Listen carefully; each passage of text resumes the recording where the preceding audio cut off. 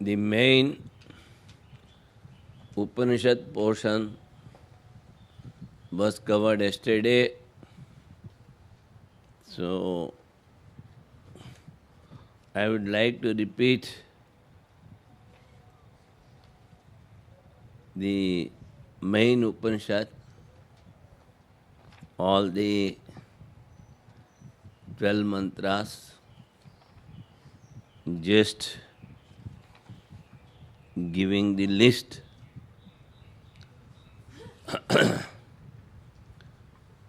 As we told in the beginning, this is called Mandukya Upanishad. That is, just like a frog jumps, it won't walk. So, from waking to dream, dream to sleep, sleep to Turiya, Atman. We have to jump. Or, if you cannot jump, you dissolve. Because you know, we cannot jump. Dissolve.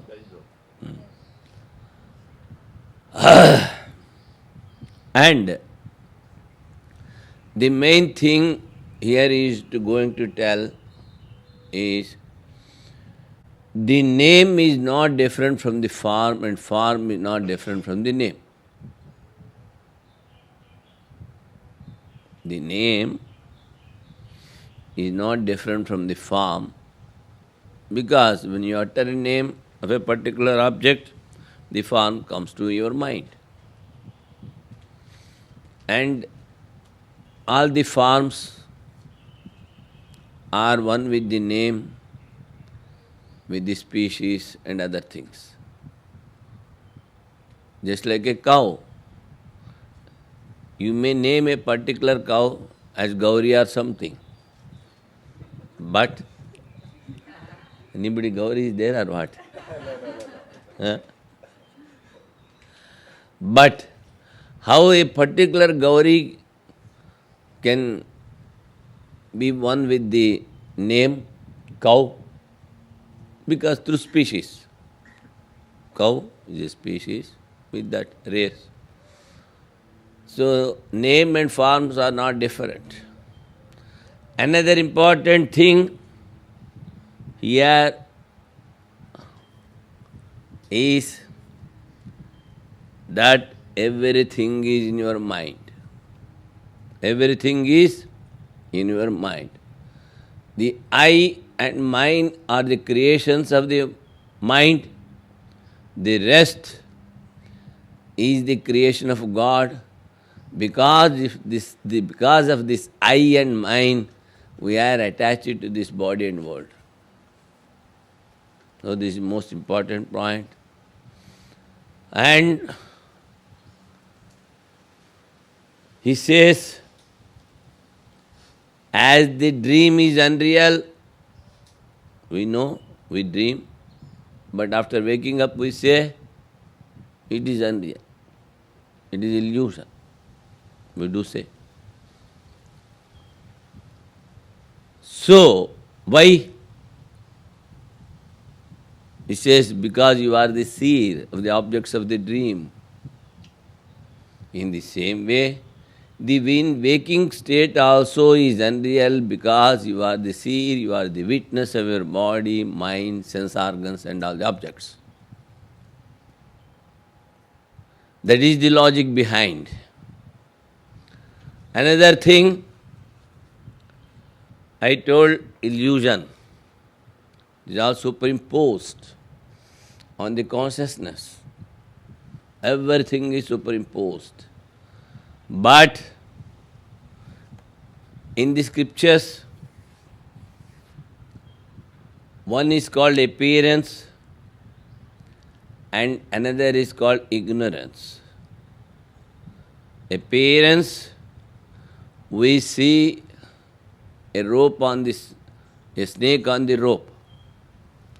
But ignorance, though in the core we are consciousness, that is our nature, but we identify with the body, senses, etc. That is called ignorance. But today I want to tell you a third ignorance. When the scripture says only Mula Vidya and Tula Vidya, only two types of ignorance are there. How can be there a third ignorance? As the commentator says, a man has fainted, that we cannot tell as the fifth state or the fourth state of any human being. But we include it in the sleep and we say the faintness is half sleep. That the commentator told. In the same way, though I am telling you the third illusion, you have to put in the Mula Vidya, Tula Vidya, the appearance or the ignorance. Finally it comes to only ignorance only. You need to allocate it to either or to both? One only, you cannot one. Because it is simply ignorance, we can say. It is not appearance. Appearance is, object is before you and you see it as the other object. That is called appearance. A snake on the rope.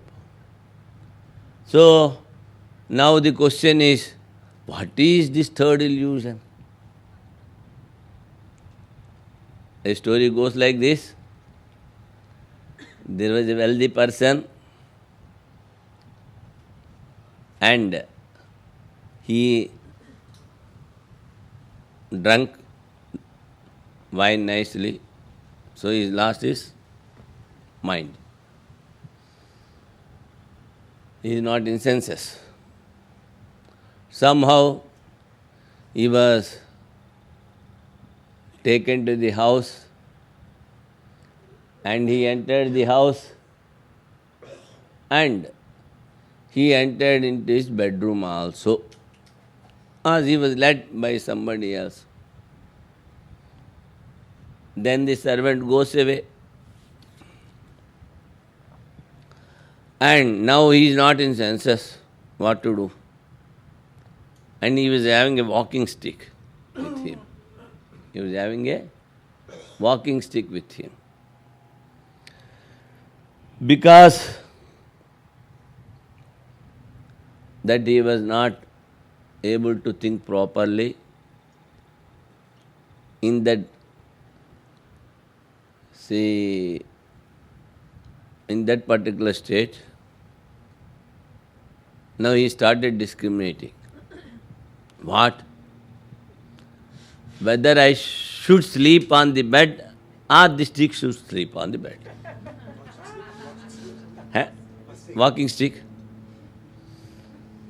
So, after long thinking, he has put the stick on the bed and stood in a corner, because mostly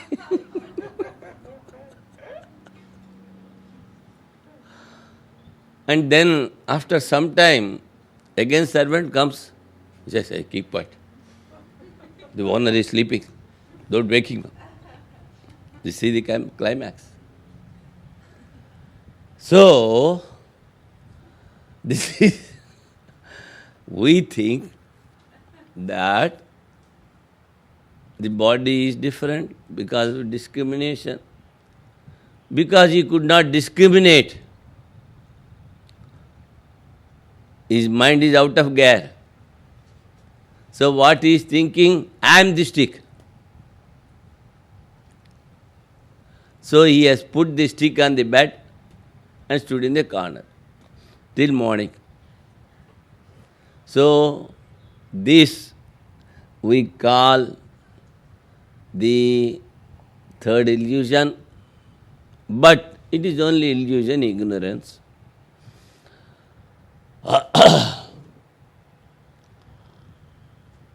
Now all the three states, waking,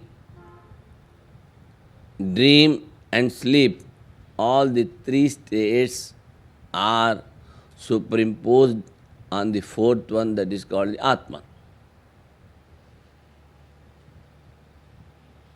Three states are superimposed on the Atman. I have a question about the third Illusion. illusion or ignorance. Mm. Um, there is a psychic phenomena of astral projection. Astral. Astral projection means, let's say, a person sleeps in his bed, but then he sees himself out of the body, looking at the physical body.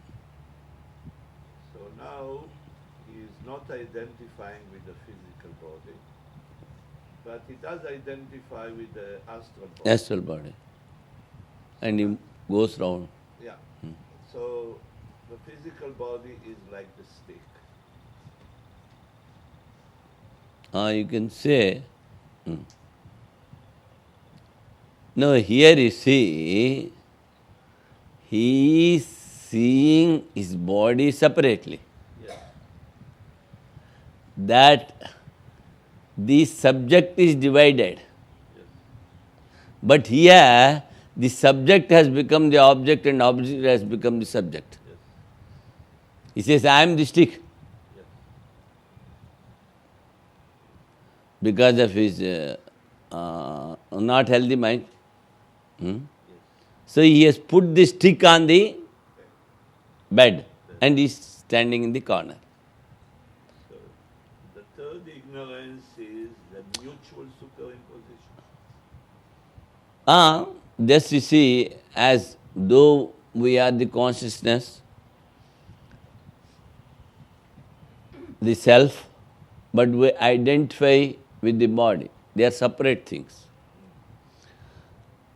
But here, he says, he never says, I am seeing the part. Says, I am the part. Here we are telling, I am the body. There he is telling, I am the stick. So, it is also an illusion. Only just for joking sake, I told it is a third illusion. But I'm trying to clarify whether the third illusion is mutual superimposition. Mutual, yes. It is. Identifying the subject and the object as one. From both directions. Yes. In the Adhyasa Upadesha, Adi Shankaracharya talks about mutual superimposition. Yes. This is the third illusion. No, the third illusion is not there in the scriptures. Not mentioned. Not mentioned. This is the... I have coined this. That's what I try to clarify. That's why I told, in the scriptures only there are two illusions. Okay. This you have to classify and you have to add to one of the illusions. Because it cannot be the appearance. Yes. So naturally it is the ignorance. Yes. So we have to put this in the ignorance.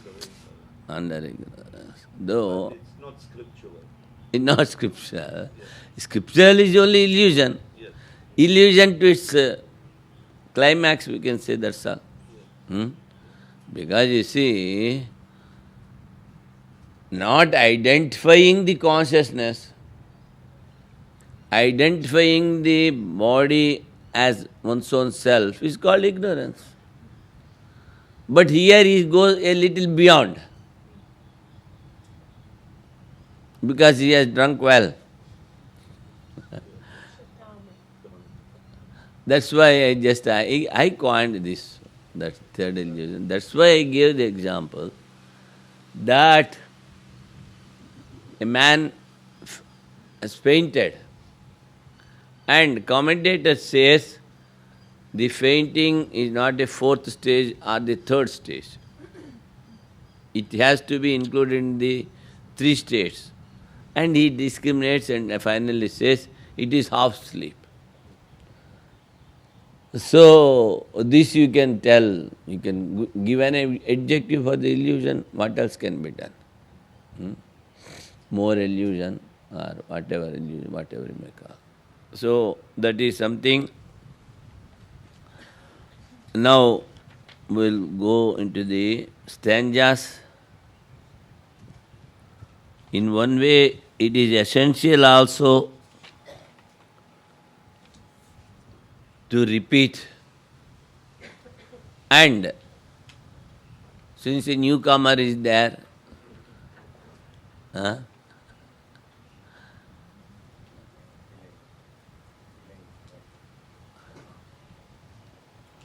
so for you it is a repetition,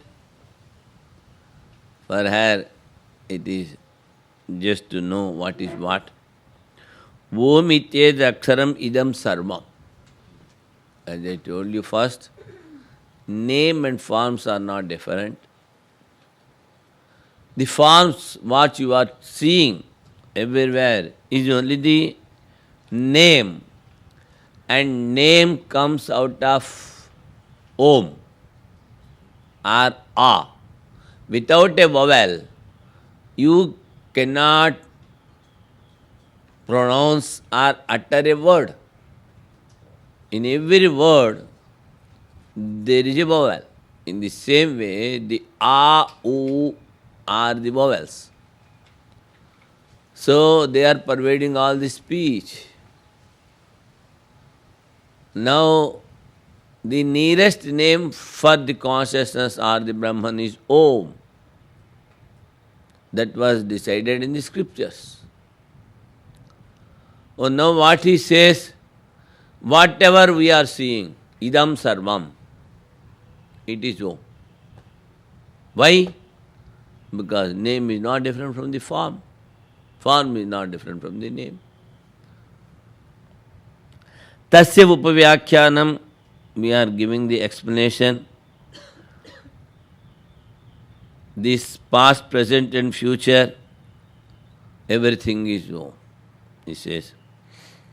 And that which is beyond the time, past, present and future, that is also, he says, Om.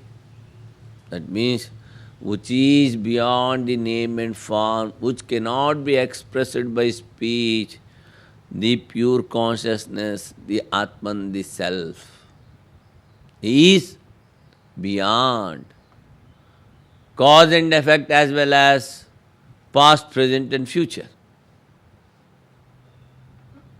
See, when you are sleeping, in that particular state, you don't know about the time. After getting up only you say, I slept well for such and such a time. But while sleeping, you have left your gross body, you have left your dream body, and you are one with the causal body, but you are not having the consciousness of the causal body also. That's why you are one with the consciousness, the Atman.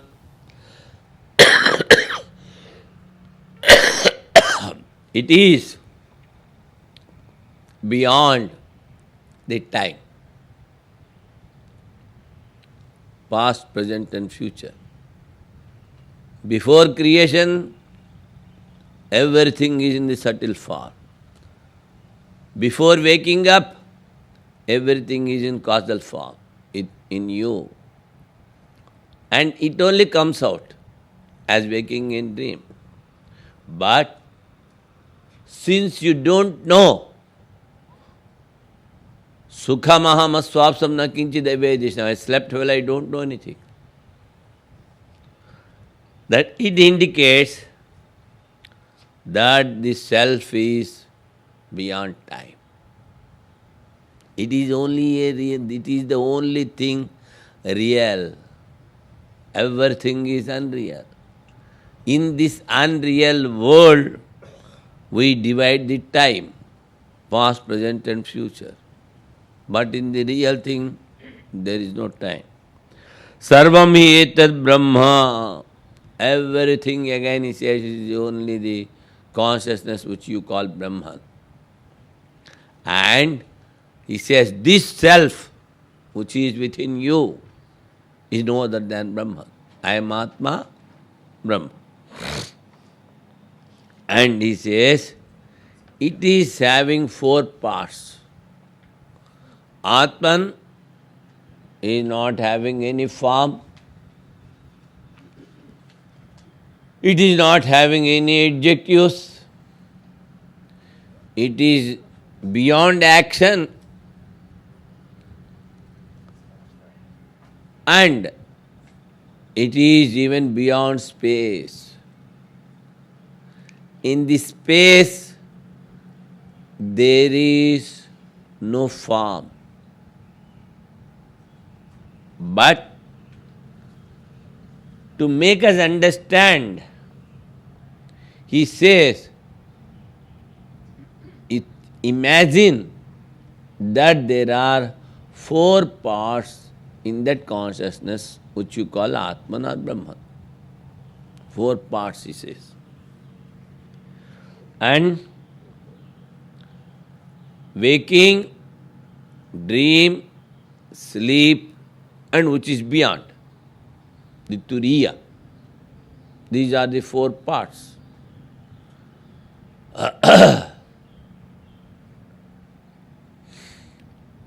जागृति स्थानो बहिष्प्रज्ञ सप्तांग एकोनविंशति मुखा स्थूलभुक वैश्वानर प्रथम पाद. So, the consciousness has been divided into the four parts. There cannot be any parts in the space or Atman, but just as imagination. So what is the first part? He says the waking state. It is having the head, eyes, vital force, the middle body, water bladder, and the earth and the mouth. 7 parts as told by the scripture. And it is having in 19 doors to experience from outside. 5 sense organs, 5 senses of action, 5 pranas, prana, pana, apana, vyana, udana, samana, 5 parts, and then mano, buddhi, chitta, ahankara. Whether shall I do this or not, you imagine. That is called sankalpa and vikalpa. That is the mind. Determining portion is called buddhi. The store of remembrance is called chitta, and the ego is called ego. Mano, buddhi, chitta, ahankara is called ego. One mind, because of different actions, has been divided into 4 parts. One prana, because of its different functions, it has been divided into 5. 5 plus 4, 9. 5 sensory organs, 5 organs of action.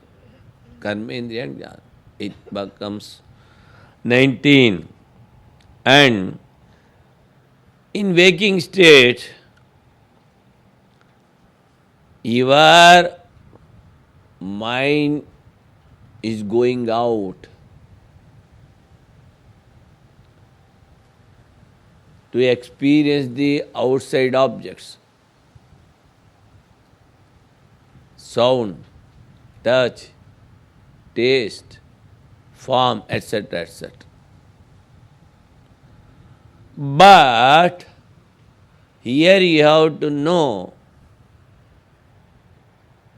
though the object is there, how you are knowing the object? Suppose young child is there,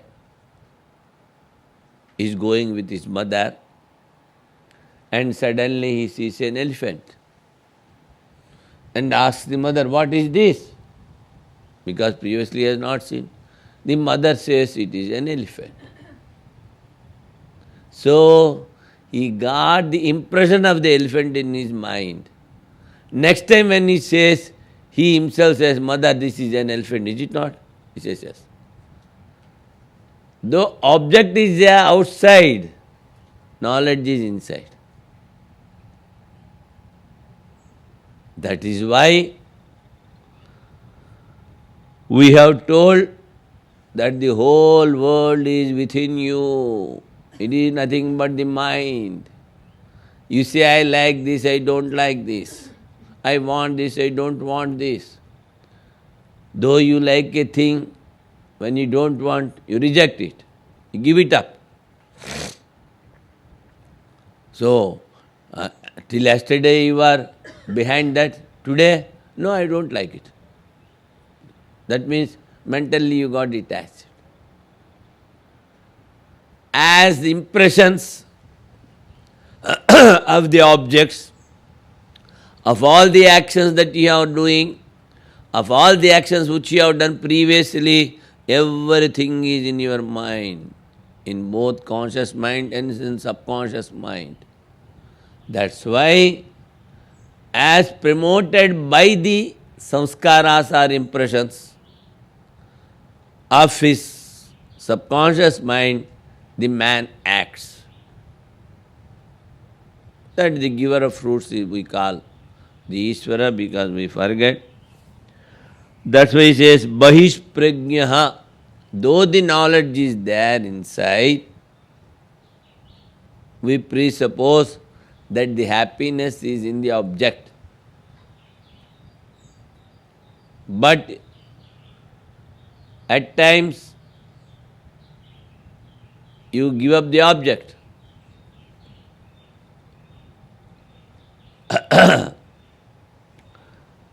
Then, where the happiness has gone?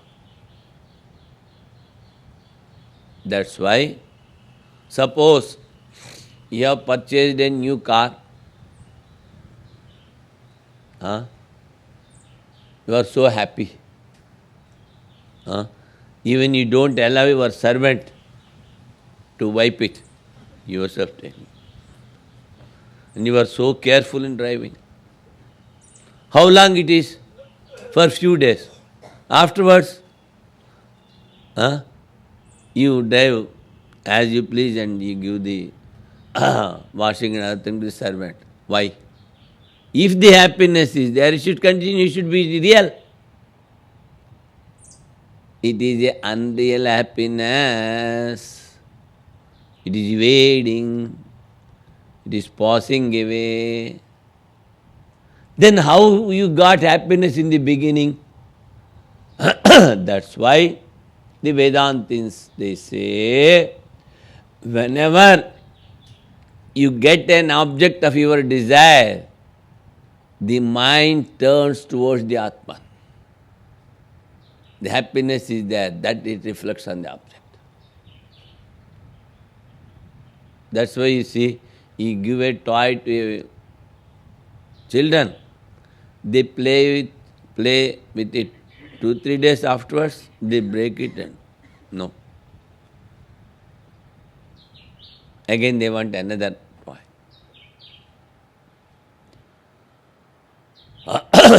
This we should not forget, that the whole world is in our mind. If you get detached to the objects, then because of discrimination and dispassion, you are not in the world. You are in your own self.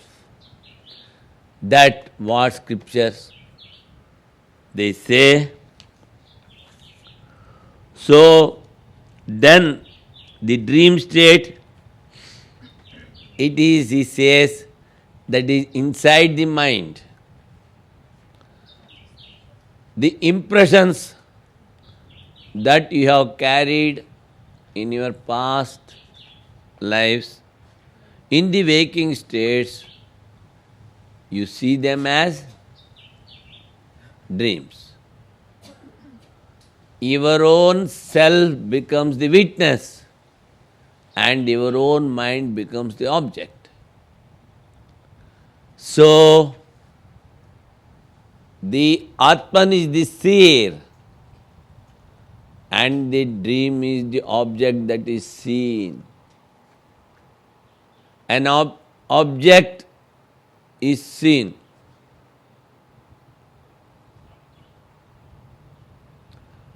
So, the subject cannot be the object and object cannot be the subject.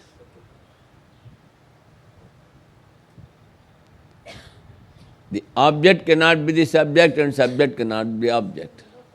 That's why we say, I just saw a dream, but it is not real.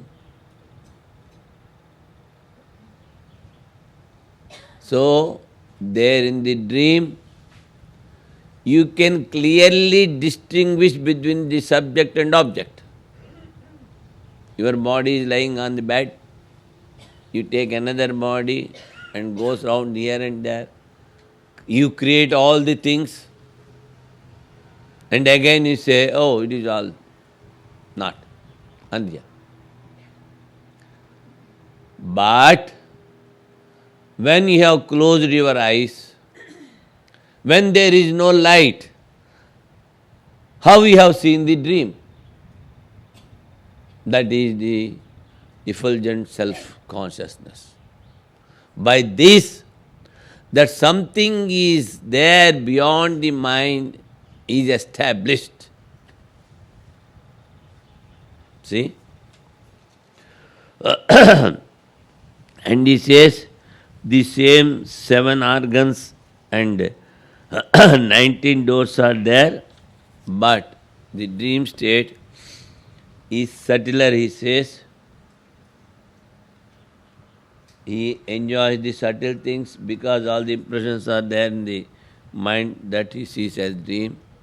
So here he says, the enjoyment is subtle. Pravivakta bhuk. Why? Without any object, you are having the happiness or the sorrow in the dream. You are not taking any object from your conscious state, waking state, to see a dream. You are creating everything by yourself. And you see the objects and finally you say, nothing is there. It is only a dream. So, and the seer and the enjoyment is there. And at times you feel difficulties and sorrow also in the dream. So, you are the witness and the seer there. You are seeing your own mind. You can observe your own mind. Yatra supto na kanchana kamam kamayate. Now, you have given up your gross body. You have given up your dream body. And now, you have merged in your own self. With a cover of ignorance. This is more important. With a cover of ignorance. That is why, though you enjoy the happiness of the sleep, at that time you are not able to tell that I am sleeping, and that happiness you don't get after waking. See, you are in your own self, consciousness, because it is very near, you have enjoyed, and with a long face you get up. Oh, I have to do this, I have to do that, I have to do that. Early morning starts.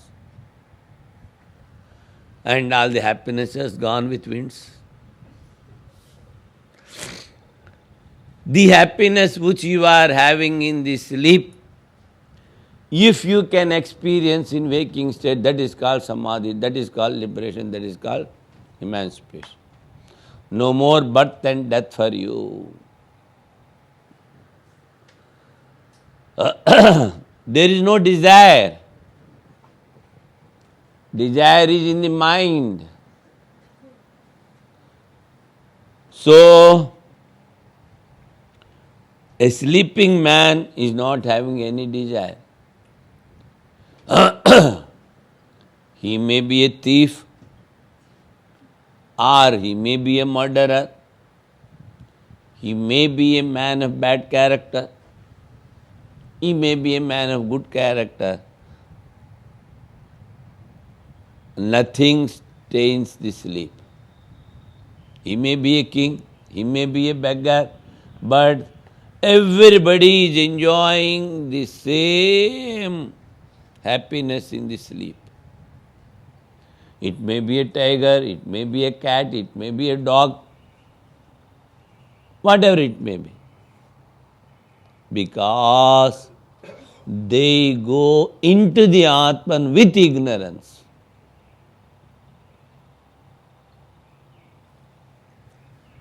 That happiness the animals cannot have. They are not having any discrimination. You see all the animals and birds, what they do? From early morning they start searching the food. They start searching for food. Search. And if you are carrying something, a monkey comes and takes it away. It is not earning. That is, how it earns? Whatever it sees, you cannot do like that.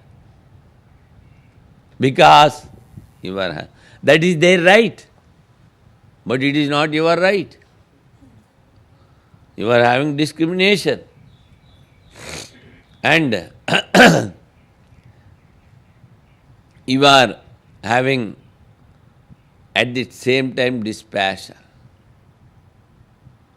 So, it is only possible as a human being to know the happiness which is within you. So many types of living beings are there. In the scriptures they say 84 lakhs of types of living beings. But it is only man who is having discrimination and can realize. Others cannot. So there is no desire in the sleep and he is not seeing any dream.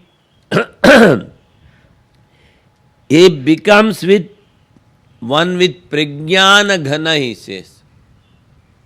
Pragyana Ghana, that means all your impressions of the waking state and dream state are concentrated.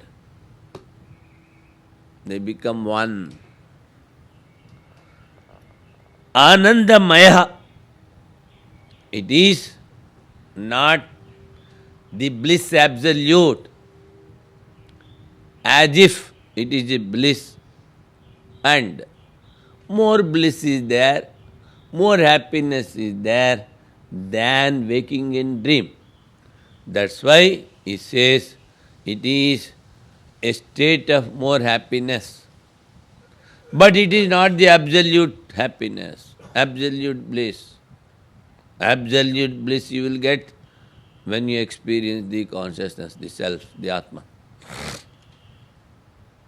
So he says, Ananda book, he is enjoying the bliss. And Cheto Mukha, from that sleeping state, you are coming into dream and waking. So there you are named as Prajna. Individual is called in sleeping state Prajna. In dream he is called Tejasa, and in waking he is called Vishwa. Vishwa, Tejasa, Prajna are the words given in the scriptures. So, you have to pronounce them as they are, no translation.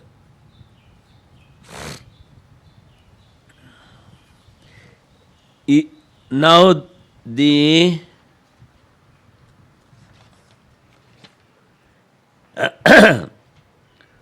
he is talking about this sleeping state. He says, Yesha Sarveshwara, Yesha Sarvagnya, Yesha Antaryami, Yesha Yoni, Sarvasya Prabhavapyo hi Bhutanam. The sleeping man is called Prajna. Now, this Prajna, Yesha, is Sarveshwara. He says, he is the creator of everything. He is the ruler of everything. Of what? The individual in that particular state, because everything is condensed, he becomes the ruler of dream and waking. But that the whole creation has been superimposed on the consciousness which you call Brahman. And previously he told, the Atman is not different from Brahman. So the combined form of the grass is called Virat, and subtle is called Hiranyagarbha, and causal is called Ishvara. Only one thing is there that is real, that is Atman. Other things are simply superimposed, illusion. But don't go behind this third illusion which you have told. Illusion. And the individual is not different from the combined, or the combined states called Vishwa, Virat, Hiranyagarbha is not different from the individual. Everything is just superimposed, he says. That's why this being the causal state, and this causal state is equal to Ishvara. That's why he says he is the ruler of everything. He knows everything. And he is the all-pervading, indwelling controller, and is the cause and for dissolution and creation. He is the cause of all the individuals. 6 over. Now we have to go to the 7th one. Where it is page number? Huh?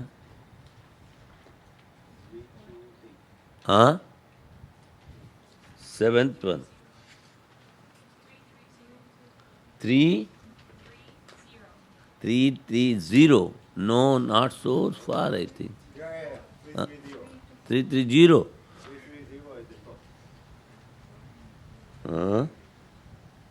330. This is, but so far I have not got the page. 330.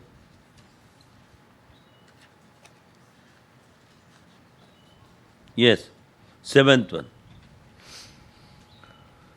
Now, so far he has explained these 3 states of an individual, and it is not different from the combined states. Combined gross state, combined subtle forms, and combined ignorance. Now, is slowly proceeding to the 4th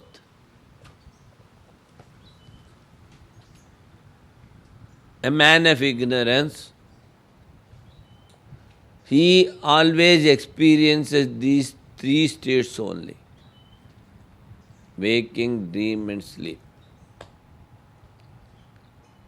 He never goes beyond, he can never think of the beyond. He is so much attached to the world.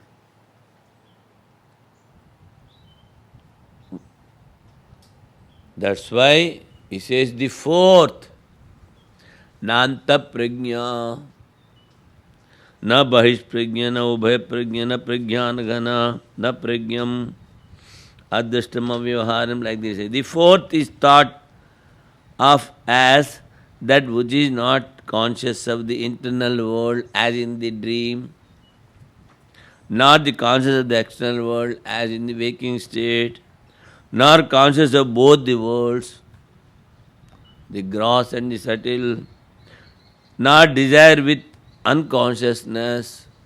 It is consciousness. You cannot say it is inert.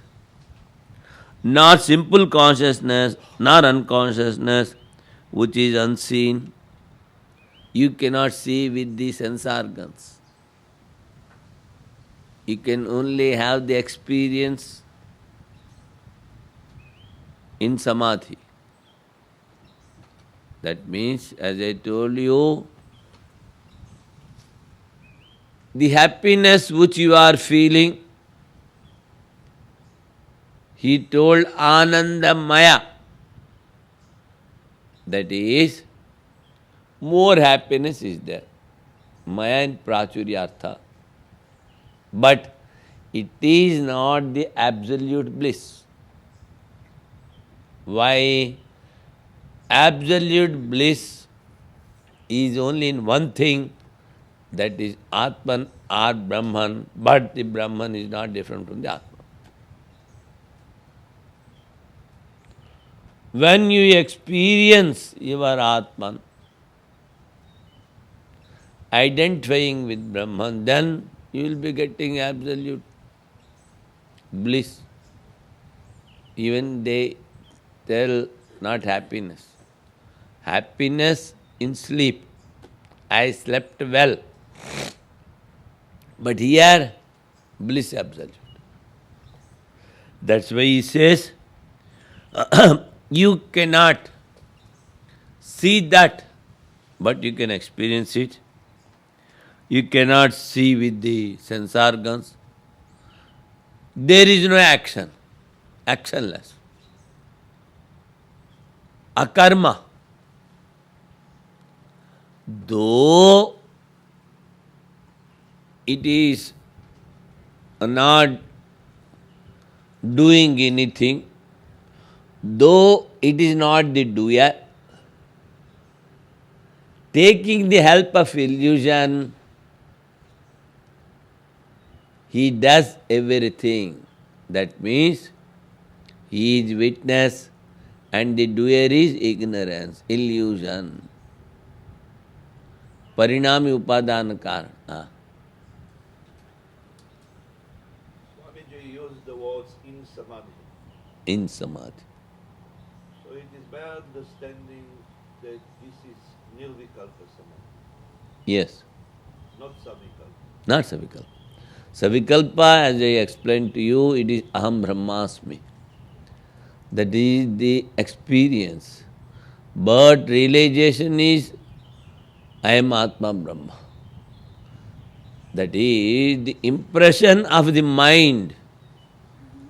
Aham brahmasmi, I am experiencing Brahman, also dissolves. Then there is no mind. That's why it is samyak adhiyate manaha yasmin iti samadhi.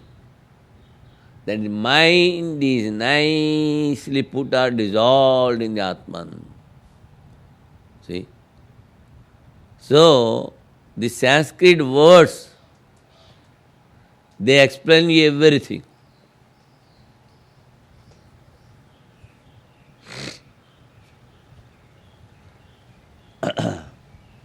uninferable, he says, incomprehensible through the mind. And then through inference you cannot get into it. Naisa tarkena matirapaneya. Through logic you cannot get into it. Unthinkable. Only you are having one instrument to think. When it dissolves into the Atman, then only you can experience it. Then how to dissolve? Just purify it, improve, remove all the impressions of your mind, then it gets dissolved. The pure mind is not different from the pure Atman because it gets dissolved. Whose proof consists in the identity of the self in all states. Then he says, what is the proof such a thing is there? River existing, that itself is the proof. Nobody says, I am not living, I am not existing, nobody says. As I told you, even an insane person also never says that I am not there. So, proof. Whose proof consists in the identity of the self, in which all phenomena comes to cessation. In the Atman there is no word. So, the worldly mind cannot experience that, and a man of bliss does not want to enter into the world, and which is unchanging. Changing thing is unreal. The consciousness which is within you is unchanging. When I was a boy, you say, where is your boyhood? Evaded. When I was young, where is your youth? So it is all changing. A changing thing is not real. Only one thing is there, unchanging, the witness, the seed, the experiencer. It is very auspicious, non-dual. This is the self that is to be known. That is Brahman. It is not different from that.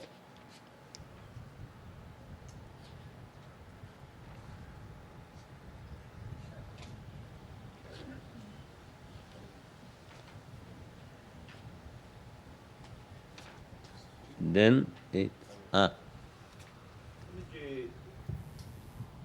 in the Upanishads, we always hear about Shravana, Manana, Nididhyasana. yes. Always. But then later, when we see a text like Vedanta Sara, Sadhananda, he adds a fourth thing. He adds Samadhi. He speaks about Shravana, Manana, Nididhyasana, and then he adds Samadhi. The Samadhi that he adds, is it Savikalpa, Nirvikalpa? He divides. Both. He expresses both. Both. Samadhi, that's why I told, you see, in some of the texts, they do say this nididhyasana is deep contemplation. By deep contemplation, the mind merges. That we call samadhi. When mind is not merged, it is called savikalpa. When it gets merged, it is called nirvikalpa.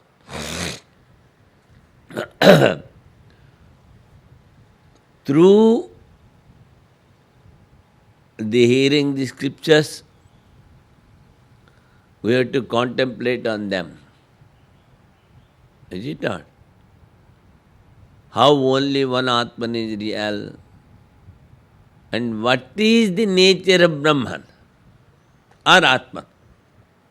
That is more important.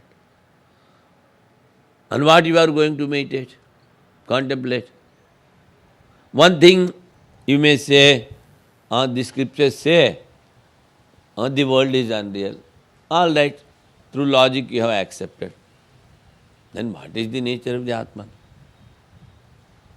So the scriptures again and again they say so many things about the Atman. Now, you have taken nice birthday cake. It's so sweet, so nice. And you just explain the sweetness of that particular cake. Can you? Sweetness. You have taken. That means, though you cannot explain, your mind has already taken the form of the sweetness. That's why you say, I ate and I enjoyed. Particularly this adjective sweetness is not having any form, but you have experience. In the same way, hearing the scriptures and contemplating, you come to the conclusion that the nature of Atman.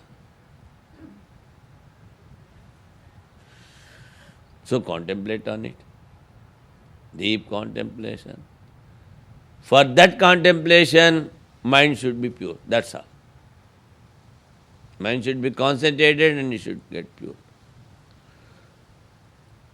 Then, after some time, it merges. You see, in the class I told there, 7 seconds is called meditation. Is it not? That is, no. What is that?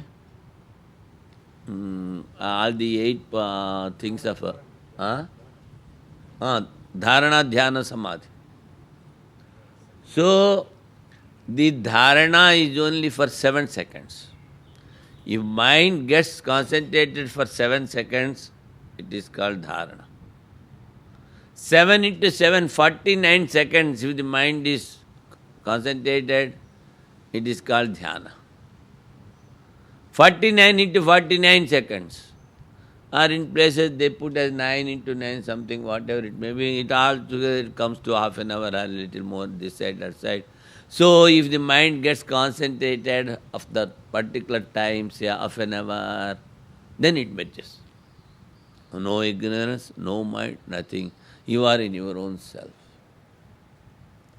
Oh, now here, the concentration is more important. Dharana, dhyana, samadhi. Then a question may arise. A question may arise. When you are taking the support of the yoga, then you accept it. In some of the scriptures they told about meditation and these things. We can accept only up to this, but not further. Why? The yogis, some they don't accept Ishvara. Some they do accept Ishvara. And they say individuals are different and many. This portion we don't accept. See, acceptance and of non-acceptance will not go together. That's why we refute yogis. You have to go further than this dharana, dhyana, samadhi. You should go further, you should see the oneness. Only one Atman is there. Where is the 8th mantra? 3, 4, 5.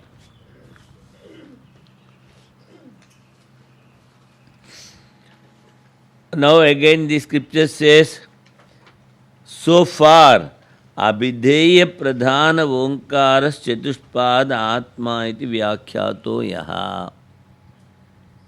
So far we have explained the form of the Atman. This is abhideya. By taking into consideration the form, we have explained. So that Ayam Atma Adhyaksharam, the consciousness taking the support of the form, so far we have explained.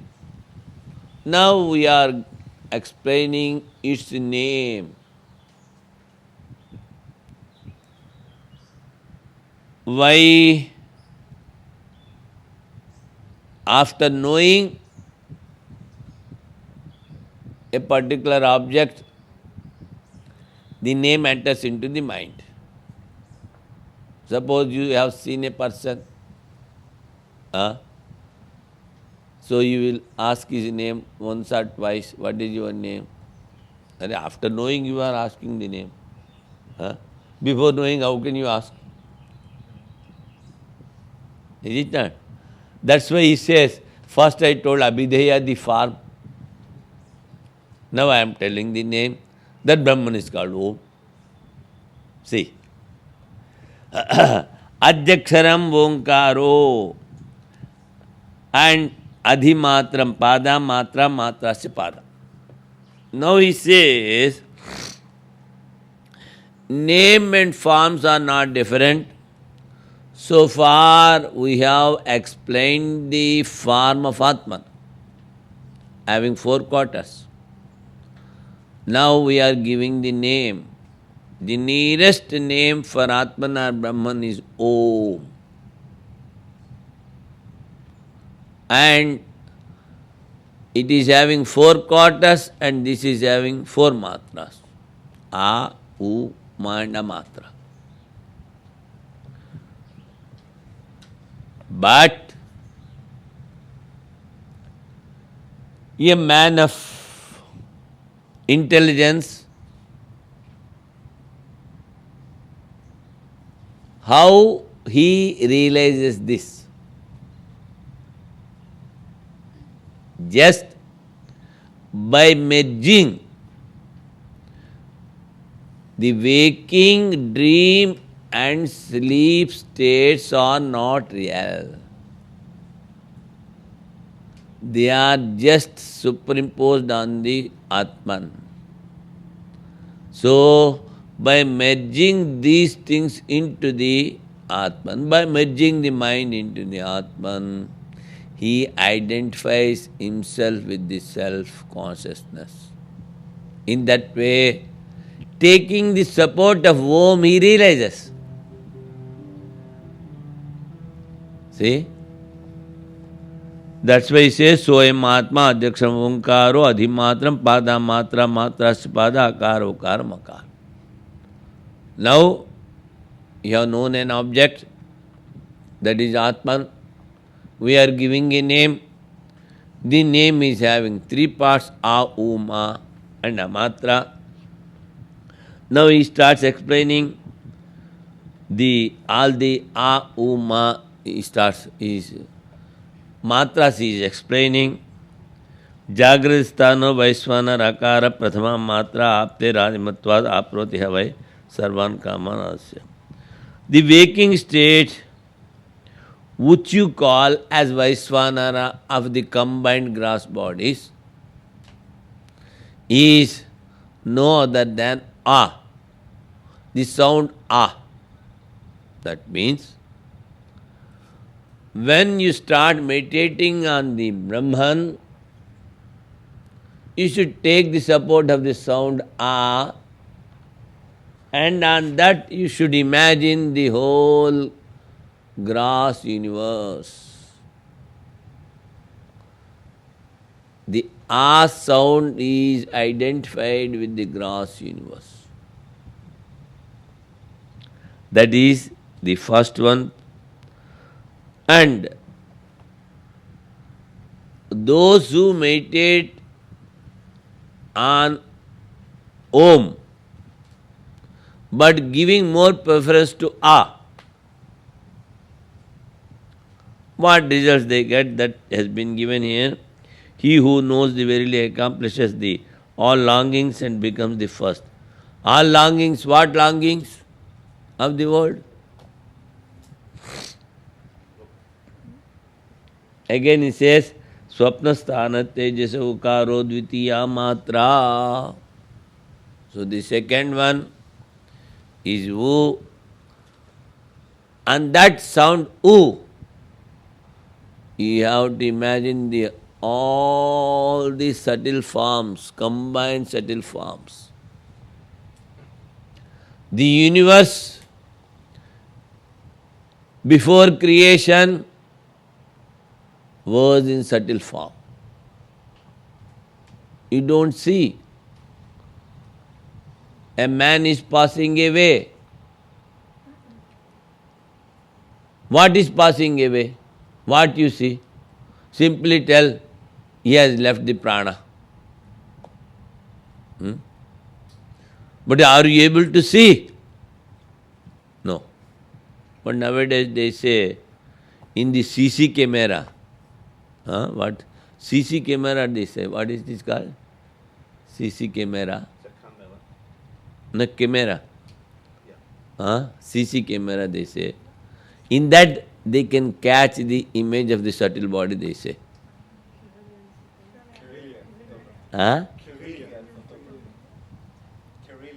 Carelian photography. We don't know such a big name, CC camera, we say. Because in the phone, WhatsApp, they have shown. They can catch, they say just simply, they in the a line they draw of a human body, dead body is there. And afterwards, after 2 seconds, it disappears, whatever it may be.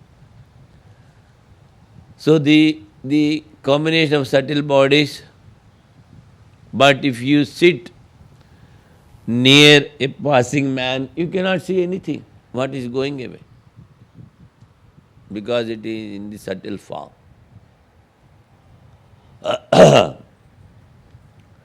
And he says, that is, and that the combined subtle forms you have to superimpose. And both are one, like that. If you give more preference for U, and if you meditate, advances the bounds of the knowledge, he gets more knowledge. It becomes equal to all. The foes and enemies are the friends.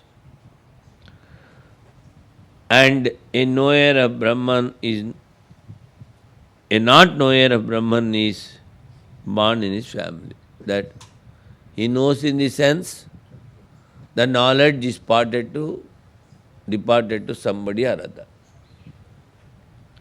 Sushupta sthana pragyam makar stuti matra miter apiter va minoti hava idam sarvam apitisya bhavati evam veda.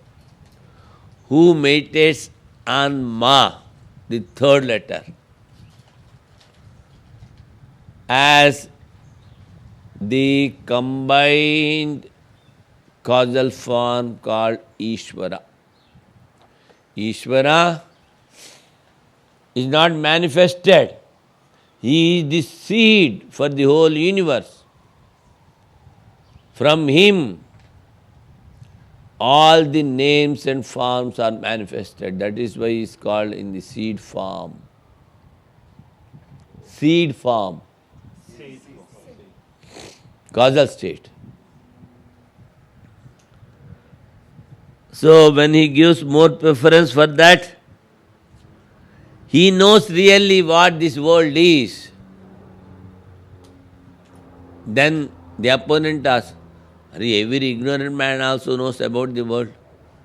After meditation, so much knowing the world, what is the use?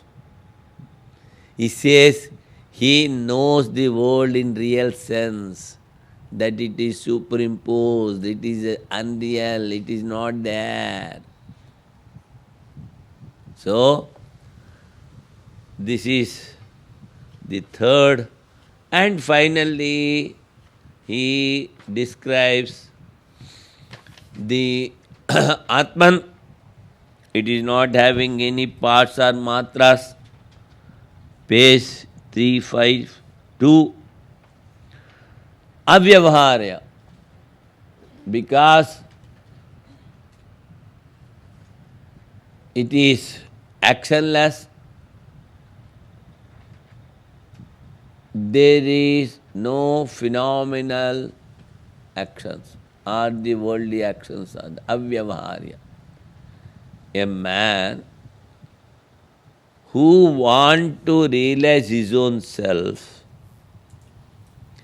he gives up all the actions, gives up all the relatives, gives up all the money, buildings, friendship, friends, everything is giving up.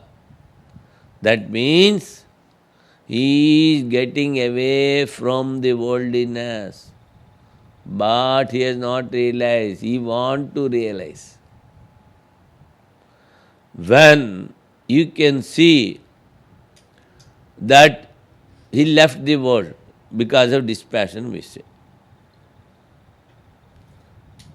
That means worldly desires, he has left. Putreshna, Lokeshna, Vitteshna. So after realizing what he is going to leave? Ignorance.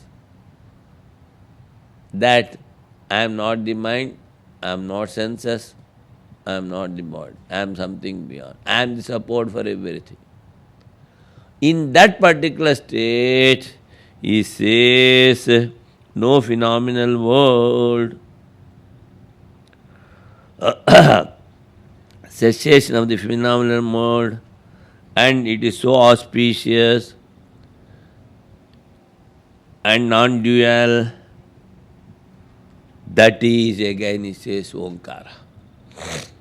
The amatra states, Omkara, once if you chant Om, the sound, again to start it, there is a gap.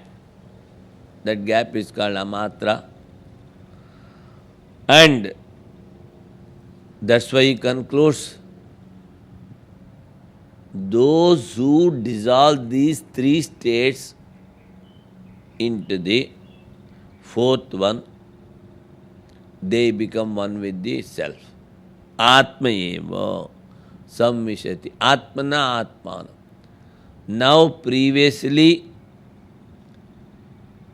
he was having the misconception that I am the body, sensor, so and so. Now all the misconception has gone. That superimposed self, Atmana, he enters into the real self.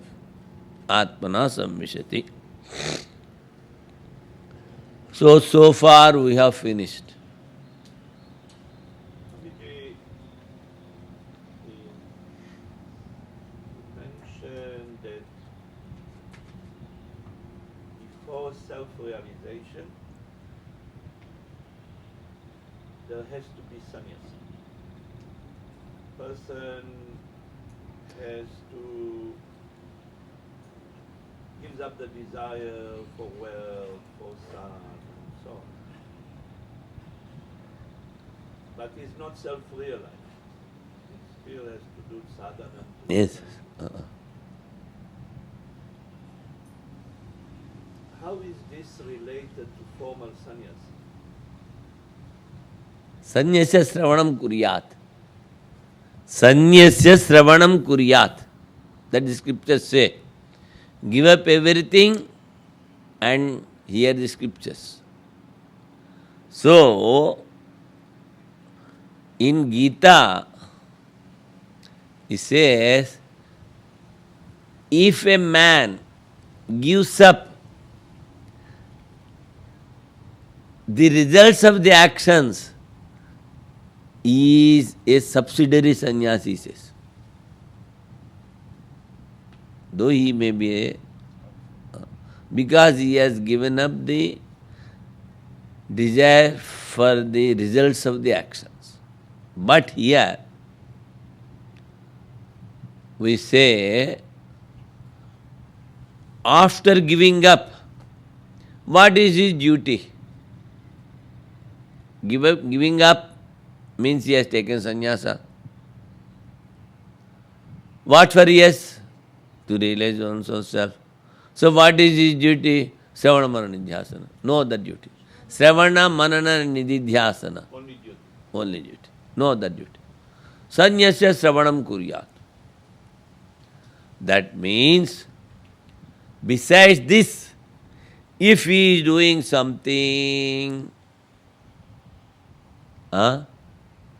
we have to say, he is little deviating from the path. But whatever duties he is performing, if he performs without hankering for the fruits, then also he can cleanse his mind. So the main thing, purpose of taking sannyasa is to realize. How you will realize? By cleansing the mind. So you do it wherever you are. There are two paths. One, staying in the world, you can cleanse your mind. You give up everything and then strive for it. But in our lecture I have explained how difficult it is, because you have taken sannyasa, at least you have to spend 16 hours a day thinking of the Atman, reading the scriptures, doing japam, doing meditation, all these things. If not, do some unselfish work without hankering for the fruits. So, in my last talks I told how to spend the time through Bhakti Yoga and Karma Yoga. All the five rules I have told. Five rules, so that you must be remembering. In that way, we have to spend the time. That means we have to give up our whole life in thinking of Atma. Atma ityeva upasita. Bas. That's what scripture says. Think and contemplate only on the Atma. By slowly practicing, not all of a sudden. So far we have completed the Upanishad. If anybody is having a doubt in this regard, they can ask, because again we will be going into the Karika only, I think 4, 5, 6, 7, 8, 9, 6 Karikas are there. Then afterwards it is only logic and logic. This is, so far we have told basing on the scriptures. Agama Prakarana. So, we should not doubt the scriptures. But in understanding, if somebody is having a doubt, they can ask.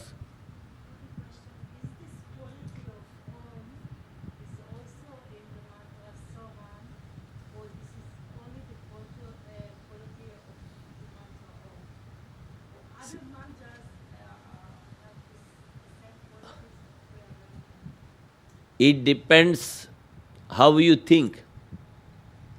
See, while chanting Om, you are merging your mind into the Atman. But in Soham, So aham. That I am. Duality is there. So aham. The very mantra says that I am. So there is a difference between I and that. Idam sarvam, he says. That also is merged in Om. That and I both become one. So soham, it depends how you think. So I am that, I am one with that. That is not the meaning of the mantra. That I am. That is the meaning of the mantra. So you should go a little ahead after Soham, merging everything in the Atman. So this Om says, merge everything in the Atman. But Soham, that I is always prominent. Aham, so aham, so aham, so aham. So as long as ego is there, so long as ego is there, I, that you will not be nearer to the Atman. That also you have to dissolve. That's why he says, everything you dissolve and merge. What is there that you should be? Little difference between. So you understood? I understood, but I don't understand if, so why we're using different mantras, why we're not using only Om and then we get That is, you see, every man is having his own taste. All of a sudden, you cannot catch hold of a walking person in the street and tell that you are Brahman. Huh? He is a worldly person. He cannot understand. He says, you are a fool number one, you are a madcap. If you say. So, different stages of the mind are there for different persons. Whatever they like, that they take. But by taking anything, you will be progressing towards God. That much Sri Krishna gives the guarantee in the Gita. So take whatever you like. That is left to you. If so many dishes are there, which you don't like, you don't take. Which you like, that you take more. It is something like that. Each mind is having its own taste and each tongue is having its own taste. So how you like it, it depends on that particular mantra to take and chant. But whatever mantra you chant, I am the giver of the fruits to you, you will progress towards. Is it all right? So, we can proceed ahead.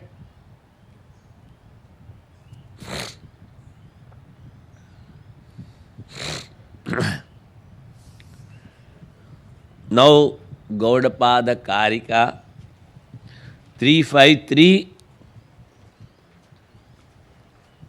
page Purva Tatra Ete Sloka Bhavanti.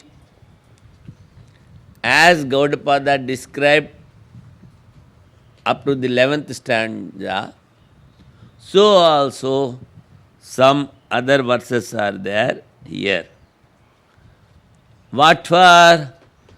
To explain the scripture. Shrutyartha prakashakaha. Now, we are taking Om. Support. That we have told Atma, I am. And that you have again told Brahman, I am Atma, Brahma. Now, whenever we utter Atma, is a word, is a sound, it is indicating this world, Vachyartha. But the word is indicating the world, but by that word, again you are indicating the formless Brahman also. Is it not? So, what is this world? This world is from Ishvara to the lower levels. That is not Parabrahma. It is Aparabrahma. So the Atman sound indicates the Aparabrahma, and beyond the sound it indicates the Parabrahma. That in Sanskrit is called Vachyartha and Lakshartha. Suppose you take a pot, name is their pot. So it is called Vachyartha.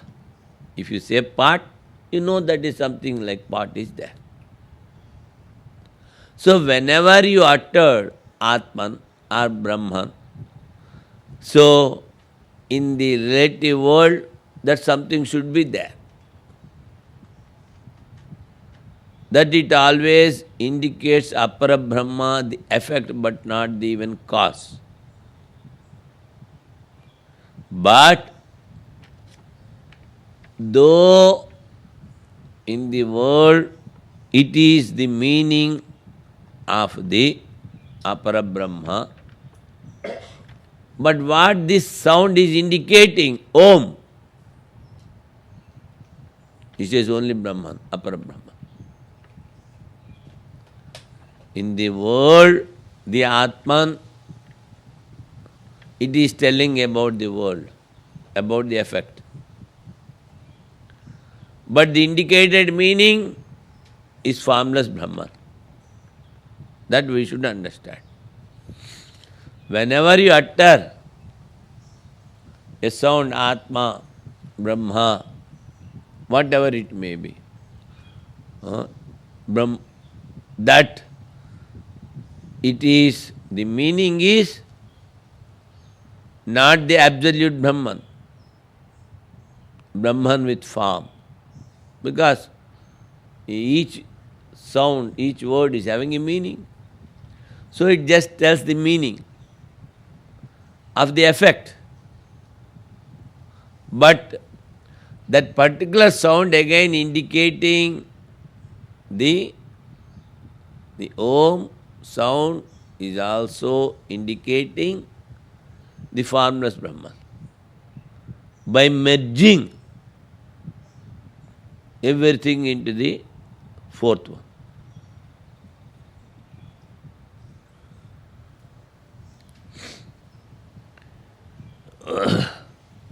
So, he says, by chanting Om, you can easily think of the Brahman, as we have told previously.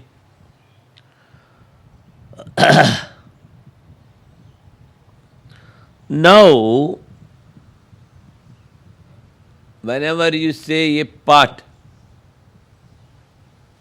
the impression of the pot is there in your mind. Is it not? In the same way, whenever you chant Om, the form of Brahman should come to your mind. That it is formless, it is everything, it is all pervading, it is in everybody. Through illusion, it is creating everything. Like that, all these things should come.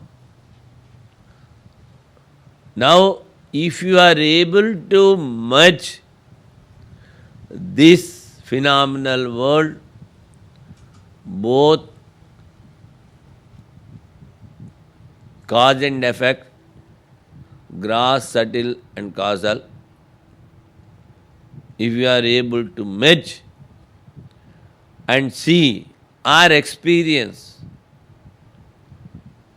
of the formless, the qualityless, actionless, all-pervading Brahman, if you are able to experience, then only you will be called a man of knowledge. See,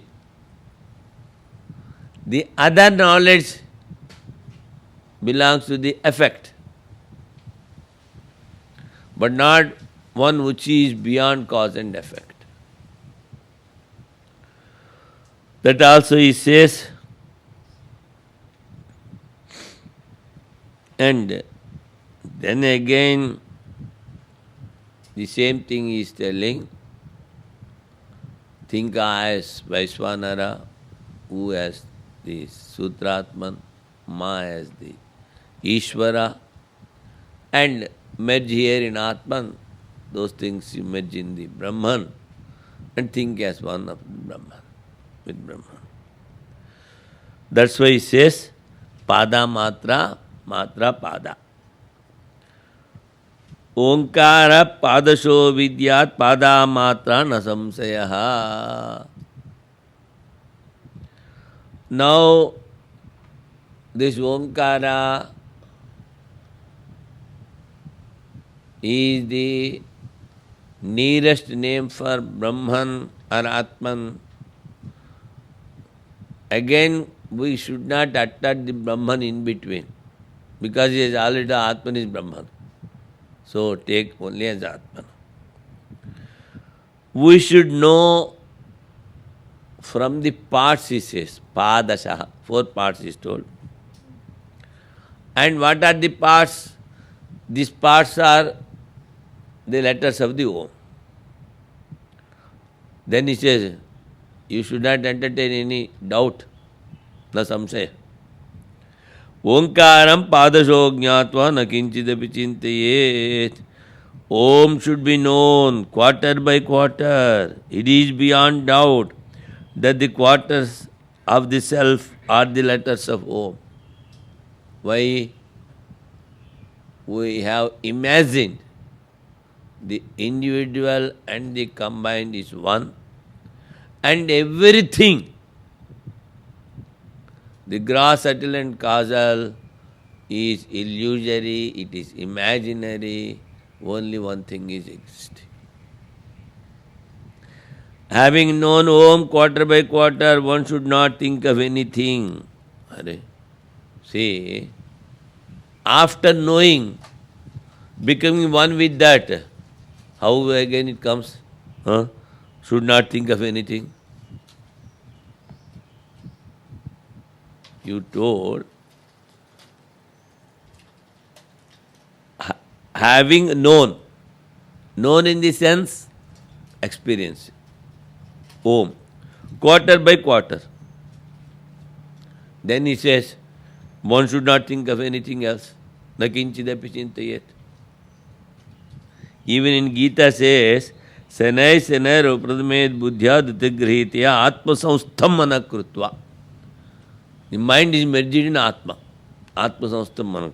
Again he says, na kinchidapi chintayet. And after merging, where thinking is there? Mind is merged. Here also he says, na kinchidapi chintayet. That is, it is not an injunction, na kinchidapi chintayet. It is only a translation. Why? There is nothing to think. Atman is merged. Is merged. Because the mind is merged in Atman, so nothing there to think. The instrument itself is not there. So this is simply a translation. So after merging, then there will be no thinking. In the shloka of the Ah. that was mentioned. It says little by little. Ah. How is the little by little related? See, in this very life, we are having the desire to know Atman. Not. All the previous lives, what we have done, we don't know. And even in this very life, in the beginning, the mind was extrovert. So, all of a sudden, you should not bring the mind back. It reverses.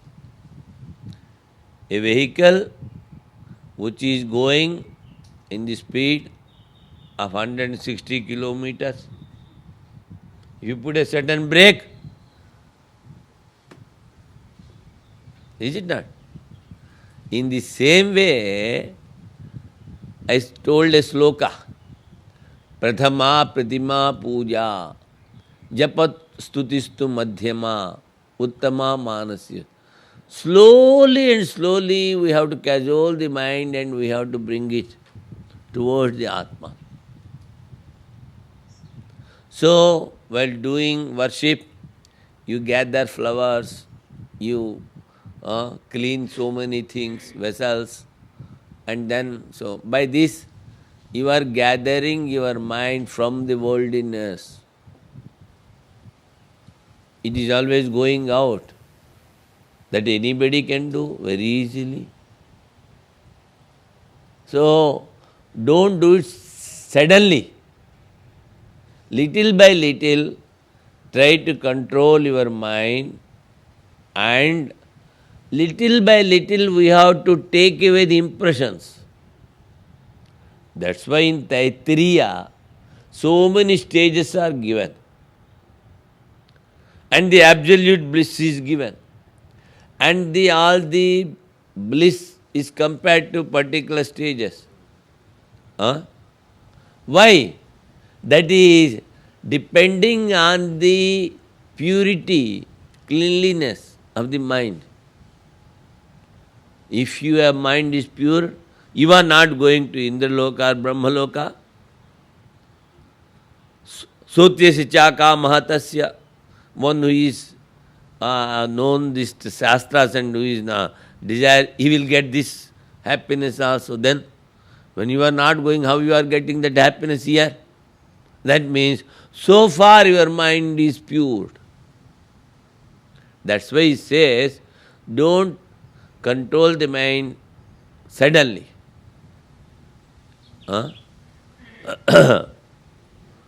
We do see in the aspirants, they are not well balanced. So some percentage, as Swami Vivekananda puts, 15%, they become mad, they say. They become mad, M-A-D, mad. Why? They don't know how to practice. Nobody is there to guide them. So, thinking something, they will do something. And suddenly, mind, see, it reverberates. We have seen many persons that in the beginning they were studying Vedanta and suddenly they go to Osho.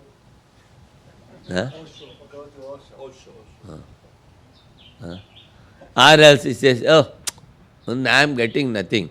I will serve the world. I will serve this society. Giving up meditation, giving up the scriptures, he starts doing something. That means a subtle desire is there in his mind for the name and fame. He could not give up that. That's why he goes that side. That's why only one aim, one goal, strive for it. But slowly, slowly, go ahead. Don't go back. Don't divert your path. That's why he says, Sanai Sanai Rupramet. What? You have to take back the mind into its clutches of the Atman. You might have seen the snakes. First they catch and slowly they round the prey and again tightens till it dies.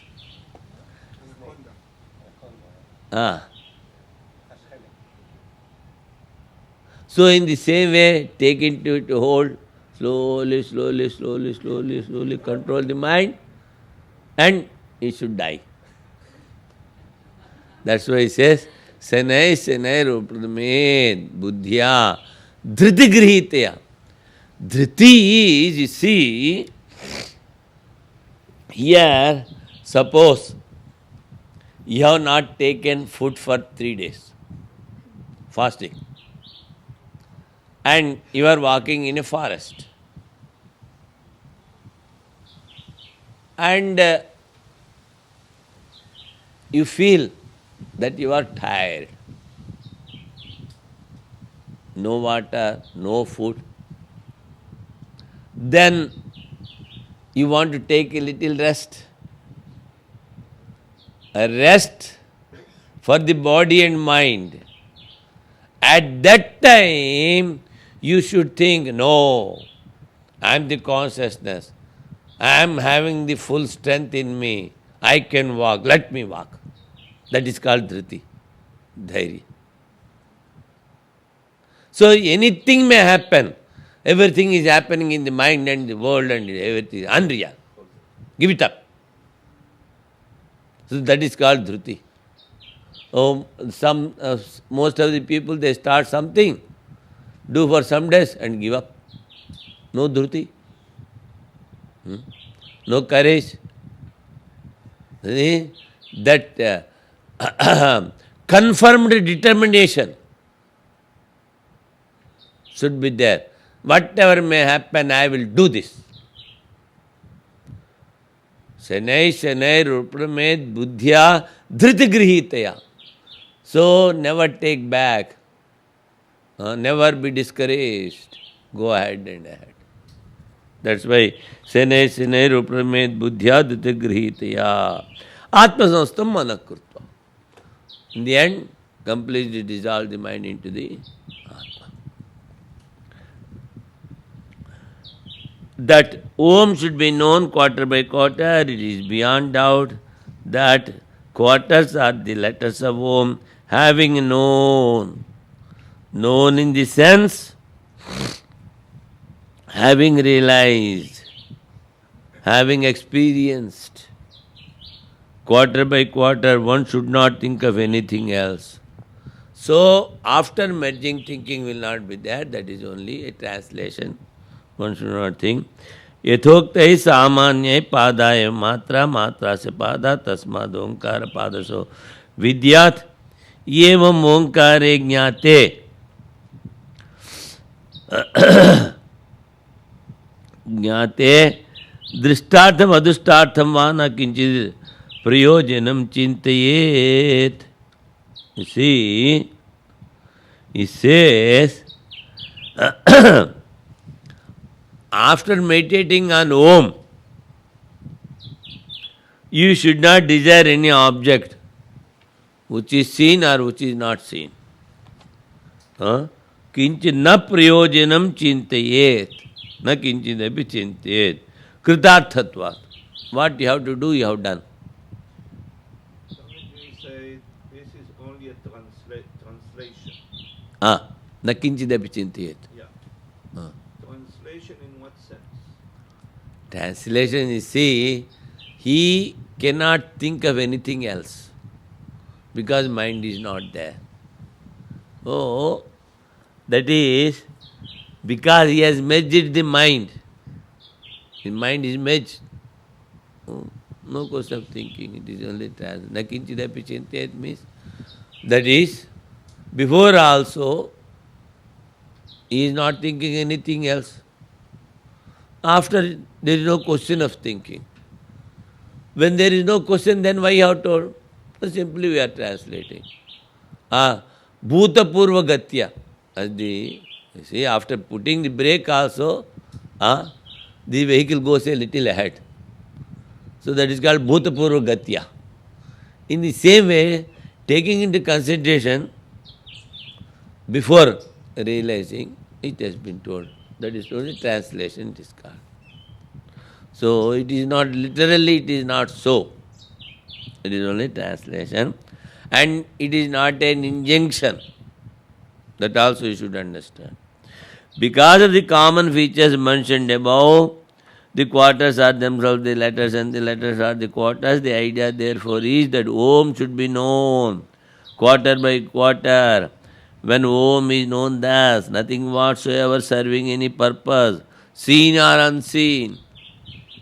Unseen, now you have done an action, yajna or homa here, and you will be getting unseen fruits.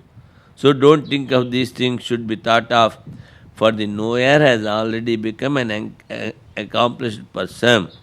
That is the meaning. Yes, see, he has not translated the fourth stanza. Nakinchidapi chintayet. Simply, the commentator says, for the knower has already become an accomplished thing.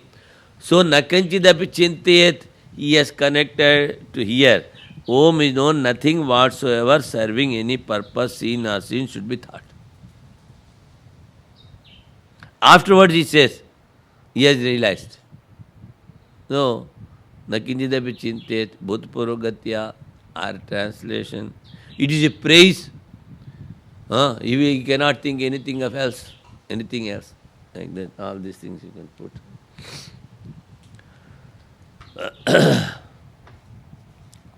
Now,